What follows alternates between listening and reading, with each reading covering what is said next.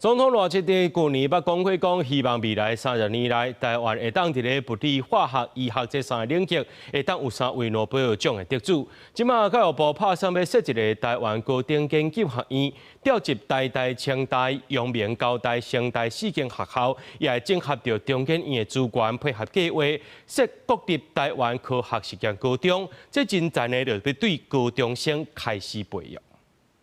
台灣的學生在國際奧林匹亞競賽一直攏有真好的表現。高中畢業之後，有一寡學生是讀醫學系、電機、資工，讀物理、化學、數學的較少。即馬教育部想要設台灣高等研究學院，找台大、清大、陽明、高大、成大4間學校，整合中研院資源，以數學、物理、化學、生物、地球科學做分組。講是有國際 OP 或者是國際科展資格，國科實中畢業而且通過資格檢定，就無需要比試。國科實中畢業無通過資格檢定的，一般高中畢業或者是有高等學歷證明、有科學潛能或者是研究興趣的，就要比試。第2階段是書面審查、實作加面試，上面也統一分發。像台大的特殊選才，很多領域都有啊。對，我想它這個是一種，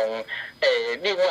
一種特別的特殊選才方式，那加大它的彈性，就是從高中時候就可以開始到大學來學習。學者講，設台灣高等研究學院培養基礎科研人才，不過學生敢會一直堅持落去，大環境、薪水、鼓勵機制攏會影響。現在這寡攏恰好好勢，才閣來談培養諾貝爾獎的得主。記者綜合報道。